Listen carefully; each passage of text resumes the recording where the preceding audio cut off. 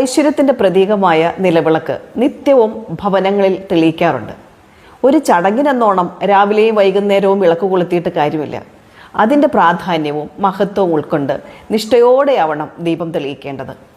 നിലവിളക്കിൻ്റെ അടിഭാഗം ബ്രഹ്മാവിനെയും തണ്ട് മഹാവിഷ്ണുവിനെയും മുകൾ ഭാഗം ശിവനെയും സൂചിപ്പിക്കുന്നു. നിലവിളക്കിൻ്റെ നാളം ലക്ഷ്മി ദേവിയെയും പ്രകാശം സരസ്വതി ദേവിയെയും നാളത്തിലെ ചൂട് പാർവതി ദേവിയെയും സൂചിപ്പിക്കുന്നു. ചുരുക്കത്തിൽ സകല ദേവതാ സാന്നിധ്യം നിറഞ്ഞ ഒന്നാണ് നിലവിളക്ക്. അതുകൊണ്ട് തന്നെ വിളക്ക് തെളിയിക്കുമ്പോൾ മനഃശുദ്ധിയും ശരീരശുദ്ധിയും നിർബന്ധമാണ്. അധികം അലങ്കാരങ്ങളില്ലാത്ത ഓട്ടുവിളക്കാണ് ഉത്തമം. നിലവിളക്കിൻ്റെ ചൈതന്യ സ്രോതസ്സിൻ്റെ ഭാരം ഭൂമിദേവിക്ക് നേരിട്ട് താങ്ങാനാവാത്തതിനാൽ വെറും നിലത്ത് വിളക്ക് വെക്കരുതെന്ന് പറയുന്നു. പീഠത്തിൻ്റെ മുകളിലോ തളികയിലോ വയ്ക്കുക. ദിവസവും കഴുകി മിനുക്കിയ ശേഷം മാത്രമേ വിളക്ക് കൊളുത്താൻ പാടുള്ളൂ. എള്ളെണ്ണയാണ് വിളക്കിൽ ഒഴിക്കുവാൻ ഏറ്റവും ഉത്തമം. നെയ്യാണെങ്കിൽ അത്യുത്തമം. കിഴക്ക് ദിക്കിലേക്കും പടിഞ്ഞാറേ ദിക്കിലേക്കും ഈ രണ്ട് തിരികൾ കൂപ്പുകൈയുടെ രീതിയിൽ ഇട്ട് വിളക്ക് കൊളുത്തണമെന്നാണ് പ്രമാണം. നിലവിളക്കിലെ എണ്ണത്തിൻ്റെ കാര്യത്തിൽ പല അഭിപ്രായങ്ങളും പറഞ്ഞു കേൾക്കാറുണ്ട്. ആചാര്യന്മാർ നാളത്തിൻ്റെ എണ്ണത്തിൽ ഒരു ചൊല്ലു പറയാറുണ്ട്.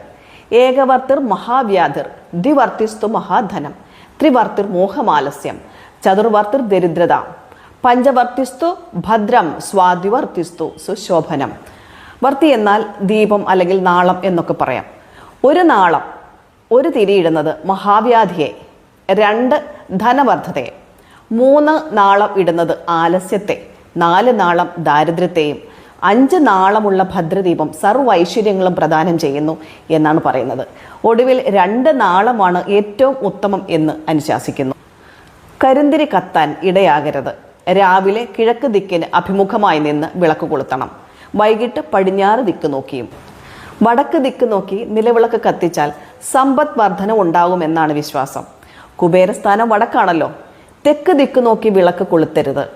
നിലവിളക്ക് തെളിയിക്കുന്നതിലൂടെ സൂര്യഭഗവാനെ വണങ്ങുക എന്ന സങ്കല്പവുമുണ്ട്.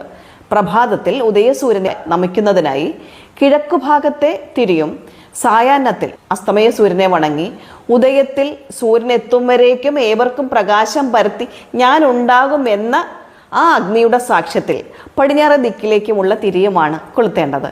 വിളക്ക് കത്തിച്ചു കഴിഞ്ഞ് ശിവം ഭവത് കല്യാണം, ആയുരാരോഗ്യവർദ്ധനം, മമ ദുഃഖവിനാശായ സന്ധ്യാദീപം നമോസ്തുതേ. മമ ദുഃഖവിനാശായ എന്നതിന് പകരം മമ ബുദ്ധിപ്രകാശായ എന്നും പറയാറുണ്ട്. ഈ മന്ത്രമാണ് ചൊല്ലേണ്ടത്. തിരികൾ അണയ്ക്കുമ്പോൾ ഊതിക്കെടുത്തരുത്. പുഷ്പം ഉപയോഗിച്ച് കെടുത്തുന്നതാണ് ഉത്തമം.